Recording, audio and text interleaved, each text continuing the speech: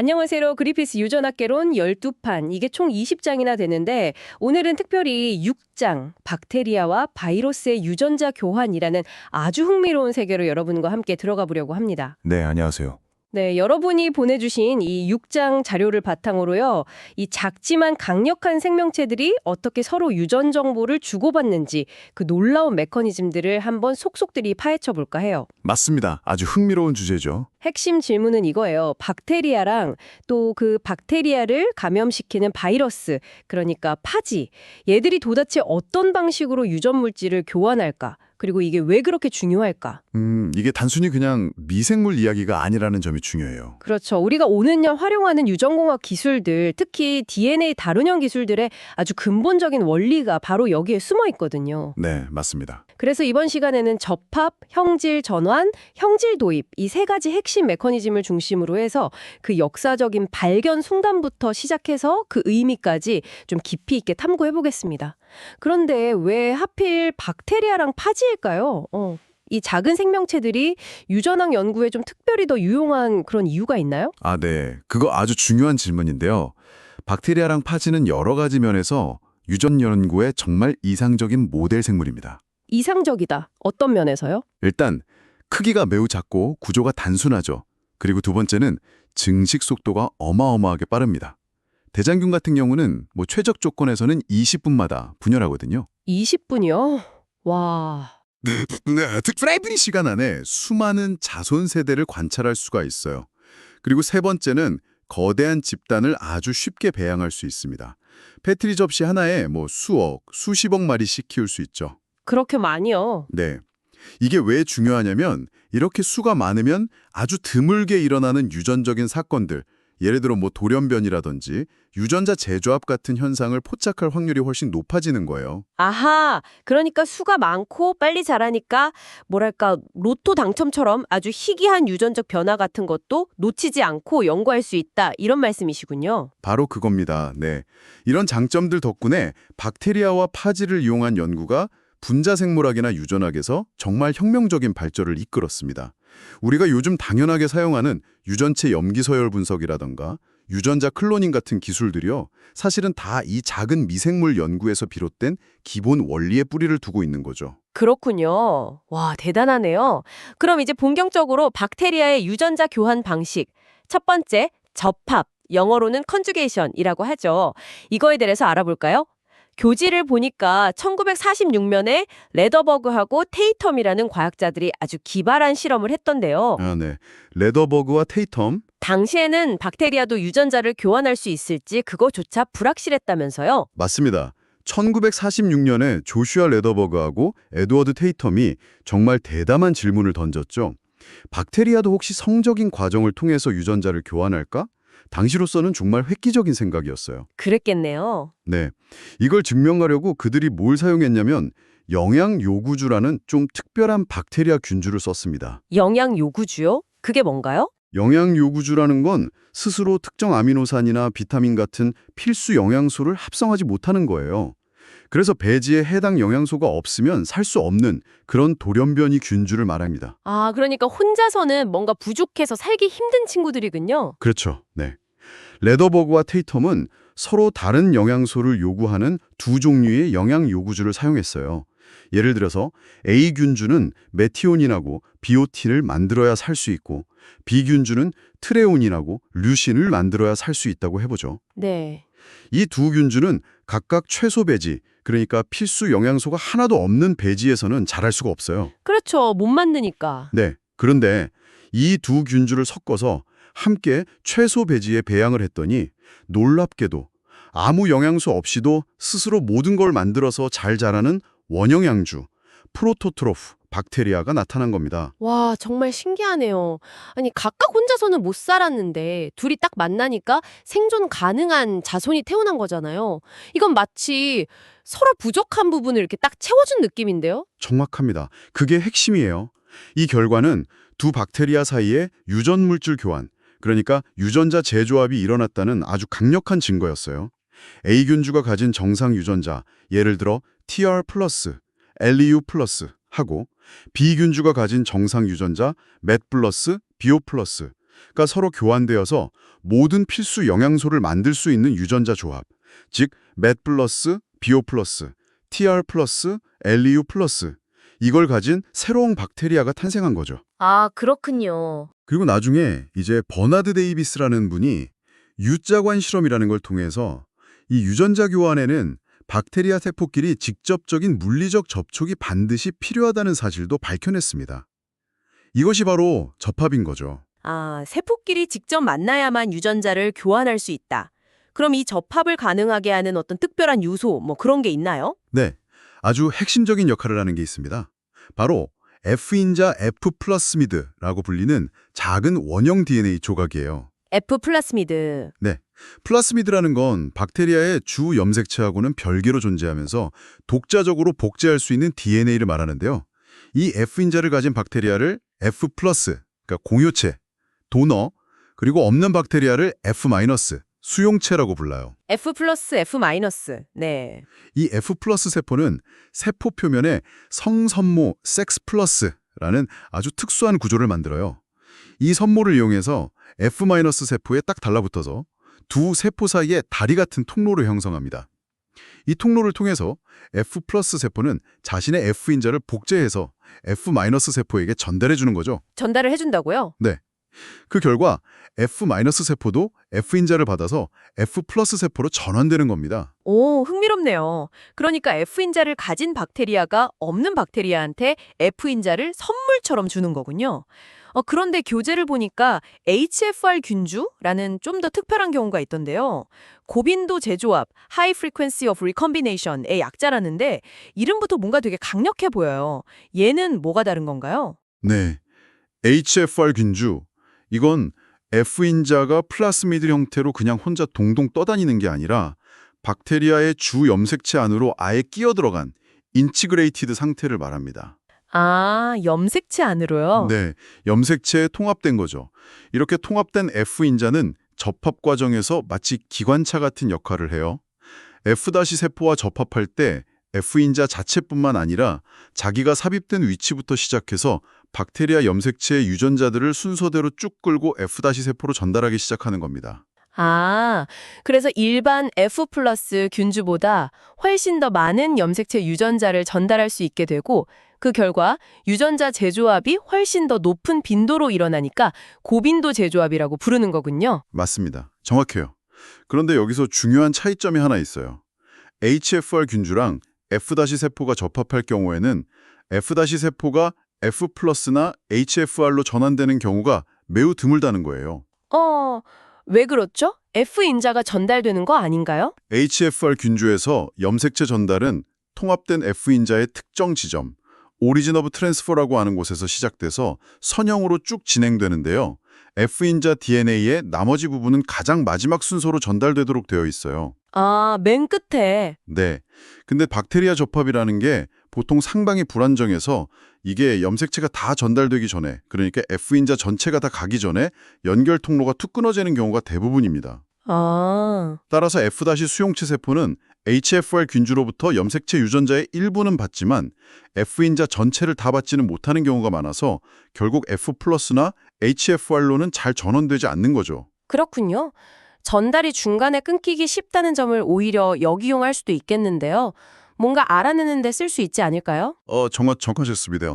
과학자들이 바로 이 점을 이용해서 HFR 균주를 유전자 지도 착성에 활용했어요. 유전자 지도요? 네. HFR 균주와 F- 균주를 접합시킨 다음에 일정한 시간 간격으로 강제로 접합을 중단시키는 거예요. 이걸 중단 교배 실험, Interrupted Mating Experiment라고 부릅니다. 시간을 재면서 끊는 거군요. 그렇죠. 마치 스톱워치를 딱딱 눌러가면서 교배 시간을 조절하는 거죠. 짧은 시간 동안만 접합시키면 F인자가 삽입된 위치에서 가까운 유전자만 전달될 거고 시간을 점점 길게 하면 더 멀리 있는 유전자까지 전달되는 걸 관찰할 수 있어요. 아, 그래서 어떤 유전자가 F-세포에 먼저 나타나는지를 순서대로 기록하면 염색체상에서 유전자들이 어떻게 배열되어 있는지 그 상대적인 위치와 순서를 파악할 수 있었던 거죠. 정말 기발한 방법이었어요. 와, 박테리아의 어떻게 보면 러브 스토리인데 이걸 시간차 공격으로 분석해서 유전자 지도를 그리다니 정말 대단하네요. 근데 아까 F인자가 염색체에 들어갈 수도 있다고 하셨는데 그럼 나올 때는 항상 그렇게 깔끔하게 빠져나오나요? 혹시 나올 때 뭐 실수를 하진 않나요? 예를 들면 주변에 있는 다른 유전자를 실수로 같이 데리고 나온다거나 뭐 그런 일도 가능한가요? 예리하신데요. 네, 그런 실수가 일어날 수 있습니다. 염색체에 통합되었던 F인자가 다시 빠져나올 때 엑시즌, 원래 F인자 DNA만 정확하게 분리되지 않고 그 주변에 인접해 있던 박테리아 염색체 유전자 일부를 같이 포함해서 떨어져 나오는 경우가 있어요. 같이요? 네, 이렇게 박테리아 유전자를 포함하게 된 F인자를 F' 플러스미드, F' 플러스미드라고 부릅니다. 예를 들어서 만약 F인자가 유당분해에 관련된 렉 유전자 근처에 삽입되었다가 부정확하게 빠져나오면서 렉 유전자를 포함하게 되면 이걸 F' 렉 플러스미드, F' 렉 플러스미드라고 부르는 거죠. 그렇게 되면 이 F' 렉 플러스미드를 전달받은 박테리아는 원래 자기 염색체에 있던 렉 유전자랑 F' 플러스미드에 딸려온 렉 유전자, 이렇게 특정 유전자를 두 개나 갖게 되는 건가요? 맞습니다. 바로 그거예요. 이렇게 특정 유전자 부위에 대해서 두 벌의 유전 정보를 가지게 되는 상태를 부분적 이배체, 메로자이고트라고 부릅니다. 메로자이고트? 네, 이게 유전학 연구에는 또 매우 유용한 도구가 돼요. 예를 들어서 정상 렉 유전자랑 돌연변이 렉 유전자를 함께 가지고 있을 때 유당 분해 능력이 어떻게 나타나는지를 관찰하면 두 유전자 사이의 우성열성 관계를 명확하게 파악할 수 있거든요. 아, 우열 관계를 볼 수 있군요. 그렇죠. 또 서로 다른 두 개의 돌연변이 유전자가 있을 때 기능이 회복되는지, 이걸 상보성 검정, 컴플리멘테이션 테스트라고 하는데 이런 걸 통해서 유전자 기능을 연구하는 데도 아주 중요하게 활용됩니다. 마치 특정 유전자에 대해서만 임시로 쌍둥이 염색체를 만들어주는 그런 효과군요. 정말 영리하네요. 그런데 이 플라스미드가 항상 이렇게 연구에 유용하고 좋은 역할만 하는 건 아니잖아요. 교재를 보니까 R 플라스미드 이야기가 나오는데 이건 좀 심각한 문제를 일으키는 것 같더라고요. 특히 항생제 내성이랑 관련해서요. 아, 네, 맞습니다. R 플라스미드. R은 저항성, resistance 의 약자인데요. 말 그대로 항생제 내성 유전자를 가지고 있는 플라스미드를 말합니다. 이것의 발견은 당시 의학계에 정말 큰 충격을 주었어요. 충격이요? 네, 1950년대 후반 일본에서 이지를 일으키는 시겔라라는 박테리아를 연구하던 중에 그때 사용되던 여러 종류의 항생제, 예를 들면 스트랩토마이신, 클로로암페니콜, 테트라사이클린, 술포나미드 같은 것들에 동시에 내성을 보이는 균주들이 갑자기 막 나타나기 시작한 거예요. 여러 항생제가 한꺼번에 듣지 않는다니 정말 무서운 상황인데요. 이전에는 이런 경우가 거의 없었나요? 거의 없었죠. 이전까지는 특정 항생제에 대한 내성이 개별적으로 발생하는 경우는 물론 있었지만 이렇게 다양한 계열의 항생제에 대한 내성이 한꺼번에 나타나고 심지어 이게 접합을 통해서 다른 균주나 아예 다른 종류의 박테리아, 예를 들어 대장균 같은 데까지 막 빠르게 퍼져나가는 현상은 정말 이례적이고 충격적이었습니다. 어떻게 그게 가능했죠? 연구 결과 이 다제내성의 원인이 바로 여러 항생제 내성 유전자들을 마치 패키지들처럼 한꺼번에 가지고 있는 R 플라스미드 때문이라는 게 밝혀졌습니다. 그리고 이 R 플라스미드가 F인자처럼 접합 능력을 가지고 있어서 이 내성 유전자 패키지를 다른 박테리아에게 아주 효율적으로 전달할 수 있었던 거죠. 와, 항생제 내성 유전자 세트를 그냥 통째로 복사해서 옆 친구한테 전달해준다니. 이건 세균의 진화 속도가 우리가 생각했던 것보다 훨씬 빠르고 무서울 수 있다는 그런 증거네요. 정확합니다. R 플라스미드의 발견은 항생제 내성이 어떻게 그렇게 빠르게 확산될 수 있는지, 그리고 박테리아 집단이 항생제라는 환경 압력에 얼마나 효과적으로 적응할 수 있는지를 보여주는 아주 중요한 사례입니다. R 플라스미드는 근데 항생제 내성 유전자 외에도 중금속 저항성 유전자나 독소 생성 유전자 같은 다양한 유전자를 또 운반할 수도 있고요. 표 6-E에도 나와 있죠. 아, 다른 것도요? 네, 이게 다 박테리아의 생존 능력이나 병원성에 큰 영향을 미칩니다. 오늘날 우리가 직면한 항생제 내성균 문제의 심각성을 이해하는데 이 R 플라스미드에 대한 지식은 정말 필수적이라고 할 수 있습니다. 네, 정말 중요한 문제군요. 지금까지 박테리아가 서로 직접 만나거나 플라스미드를 통해서 유전자를 주고받는 접합에 대해서 자세히 알아봤는데요.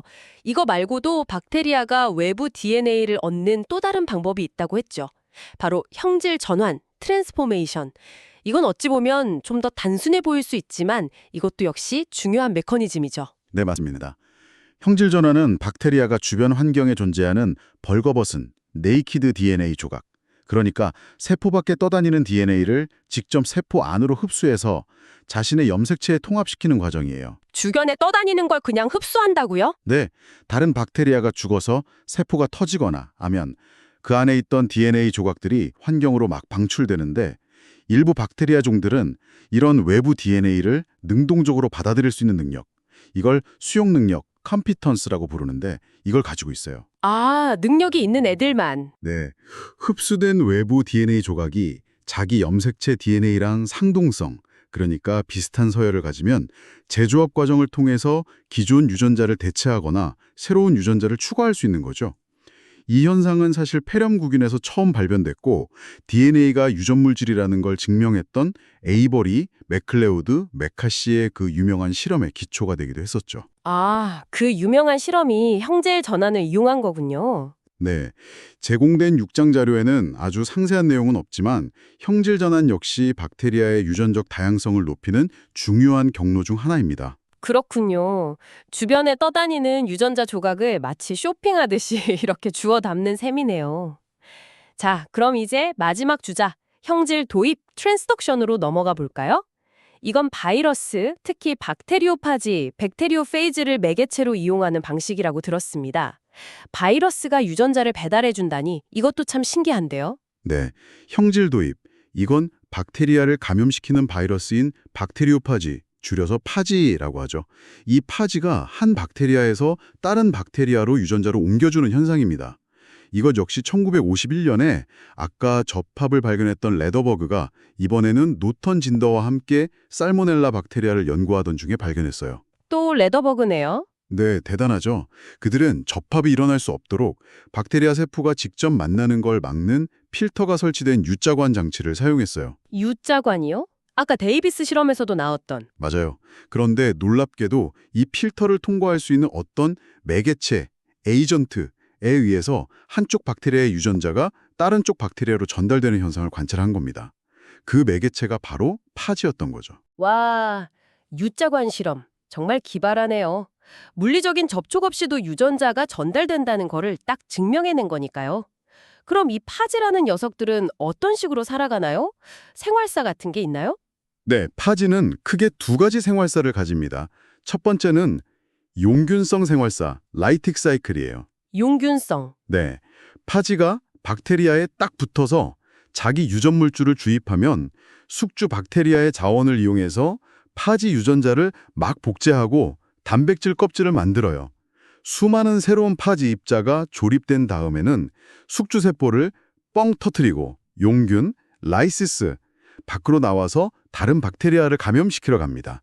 이런 파지를 독성 파지, 위를런트 페이지라고 불러요. 숙주를 죽이는군요. 그렇죠. 그런데 두 번째는 용원성 생활사, 라이소제닉 사이클이라는 게 있어요. 용원성. 네. 어떤 파지들은 숙주세포를 즉시 죽이지 않고 자기 유전물질을 숙주 박테리아의 염색체에 슬쩍 끼워 넣거나 마치 아까 HFR처럼요. 아니면 플라즈미드 형태로 조용히 잠복할 수가 있습니다. 잠복을 한다고요? 네, 이렇게 잠복 상태에 있는 파지 유전자를 프로파지, 프로페이즈라고 불러요. 이 프로파지는 숙주 박테리아가 분열할 때마다 같이 복제되어서 딸 세포들한테 쭉 전달됩니다. 그러다가 특정 환경 신호, 예를 들어 자외선 노출 같은 걸 받으면 이 프로파지가 활성화돼서 염색체에서 빠져나온 다음 용균성 생활사로 전환해서 막 증식하고 결국 숙주세포를 파괴할 수 있습니다. 아, 조용히 있다가 때가 되면 활동하는 거군요. 그렇죠. 이런 두 가지 생활사를 모두 가질 수 있는 파지를 온건성 파지, 템퍼레이트 페이지라고 합니다. 람다 파지가 아주 대표적인 예죠. 암닥타치. 네. 그럼 이 파지들이 유전자를 옮기는 형질 도입에도 혹시 종류가 있나요? 교재에 보니까 일반 형질 도입하고 특수 형질 도입 이런 말이 나오던데요. 아, 맞습니다. 그 두 가지가 중요하죠. 먼저 1번 형질 도입은 주로 용균성 생활사를 따르는 파지에서 또는 용원성 파지가 용균 단계로 들어갔을 때 발생하는데요. 파지가 숙주세포 안에서 증식하면서 새로운 파지 입자를 조립할 때 아주 가끔 실수로 파지 자기 자신의 DNA 대신에 숙주 박테리아의 염색체 조각을 파지 단백질 껍질 안에 포장하는 경우가 생겨요. 실수로 박테리아 DNA를 넣는다고요? 네, 잘못 포장하는 거죠. 이렇게 잘못 포장된 파지 입자는 다음번에 다른 박테리아를 감염시킬 때 숙주 박테리아의 DNA 조각을 새로운 박테리아에게 주입하게 됩니다. 이때는 숙주 염색체의 어느 부위든 무작위로 포장될 수 있기 때문에 일반 형질 도입이라고 불러요. P1 파지라는 게 대장균에서 일반 형질 도입을 일으키는 대표적인 예입니다. 전달된 DNA 조각은 새로운 숙주 염색체와 재조합을 통해서 통합될 수 있고요. 아하, 파지 껍데기 안에 실수로 박테리아 DNA가 포장돼서 그게 배달되는 거군요. 그럼 특수 형질 도입은 뭔가 좀 더 특별한 점이 있겠네요? 이름처럼 특정 유전자만 옮기는 건가요? 정확합니다. 특수형질 도입은 주로 람다 파지 같은 온건성 파지가 용원성 생활사에서 용균성 생활소로 전환될 때 발생합니다. 아, 잠복해 있다가 나올 때. 그렇죠. 람다 파지는 자기 DNA를 숙주 염색체에 아무 곳에나 끼워 넣는 게 아니라 에티사이트라고 불리는 특정 부착 부위에만 아주 특이적으로 삽입합니다.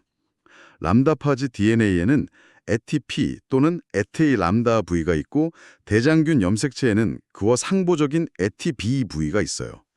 인테그레이즈라는 특별한 효소가 이 두 부위 사이의 상동 재조합을 촉매해서 람다 DNA를 염색체 안으로 정확하게 딱 삽입시키는 거죠. 정해진 자리에만 딱 들어가는 거군요. 네, 그런데 이 프로파지 상태의 람다 DNA가 나중에 염색체에서 다시 빠져나올 때 엑시전 아주 드물게 실수가 발생합니다. 인테그레이즈 효소가 포함된 절제 시스템이 부정확하게 작동해서 람다 DNA 양쪽 끝부분만 정확히 잘라내는 대신에 그 주변에 인접한 박테리아 염색체 유전자의 일부로 포함해서 잘라내는 경우가 있습니다. 아, 나올 때 옆에 걸 같이 가지고 나오는? 네, 람다파지의 그 에티B 부위는 대장균 염색체에서 갈락토스 대사 관련 유전자, 겔하고 비오틴 합성 관련 유전자, 바이오 사이에 위치하거든요. 따라서 부정확한 절제가 일어나면 람다 DNA는 자기 일부 유전자를 거기에 남겨둔 채 겔 유전자 또는 바이오 유전자를 대신 가지고 나오게 되는 거죠. 아, 그래서 특정 위치 주변의 유전자들만 옮길 수 있어서 특수 형질 도입이군요.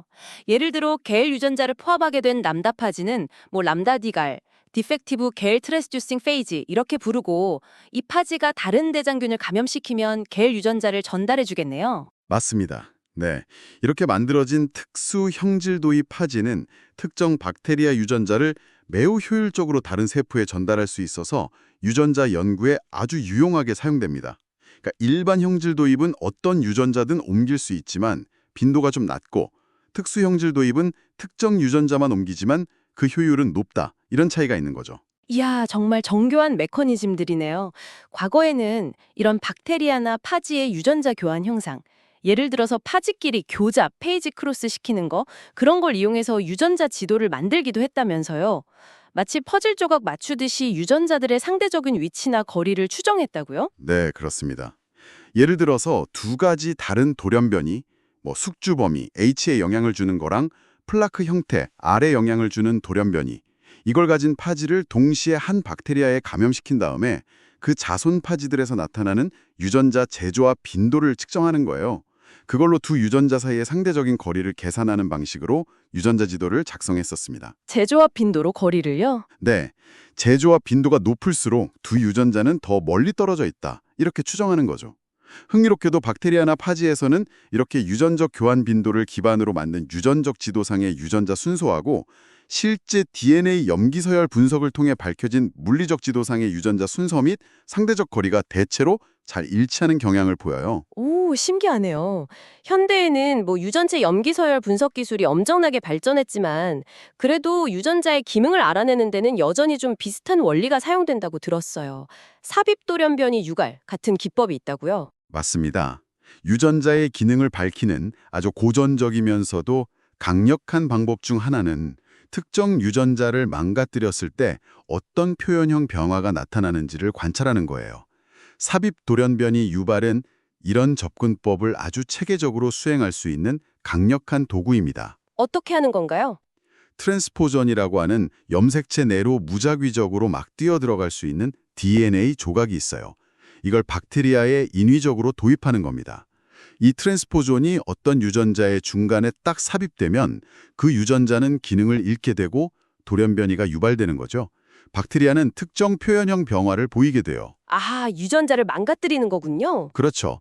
근데 이 트랜스포존에는 보통 표지 유전자, 예를 들면 항생제 내성 유전자 같은 게 포함되어 있어서 삽입된 세포를 쉽게 선별할 수 있고 또 삽입된 위치는 염기서열 분석 같은 걸로 정확하게 파악할 수 있습니다.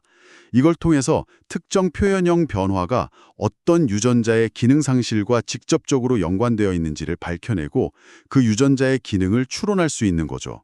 표현형과 유전자의 물리적 위치를 연결하는 아주 효과적인 방법입니다. 와, 정말 대단하네요. 자, 오늘 우리는 그리피스 유전학개론 6장을 통해서 박테리아와 파지가 접합, 형질 전환, 형질 도입이라는 각기 다른 그리고 정말 놀랍도록 정교한 방법들을 통해서 유전 정보를 교환한다는 사실을 아주 깊이 있게 살펴봤습니다. 네, 정말 다양한 방식이었죠. 네. 세포 간의 직접적인 만남부터 시작해서 주변 환경에 있는 DNA 조각을 흡수하는 거, 그리고 바이러스를 이용해서 유전자를 배달하는 것까지 각각의 방식이 참 독특한 메커니즘을 가지고 있고 또 과학자들의 그 창의적이고 영리한 실험 설계를 통해서 그 비밀이 밝혀졌다는 것도 인상 깊었습니다. 특히 파지가 유전자 전달 과정에서 수행하는 그 이중적인 역할, 그러니까 병을 일으키기도 하지만 유전자를 옮겨주기도 하는 그 부분이 참 흥미로웠어요. 이로써 박테리아와 그들을 둘러싼 바이러스 세계의 유전자 교환 기본 원리를 이해하는 저희의 탐구를 마무리할까 합니다. 네. 근데 오늘 살펴본 이 내용들은 단순히 그냥 오래된 과학적 발견에만 머무르는 게 아닙니다. 이 박테리아와 파지의 유전자 교환 메커니즘, 특히 플라스미드나 파지가 작동하는 방식에 대한 깊은 이해는 오늘날 우리가 활용하는 생명공학 기술에 정말 근간을 이루고 있어요. 현대 기술과 직접 연결되는군요. 그럼요.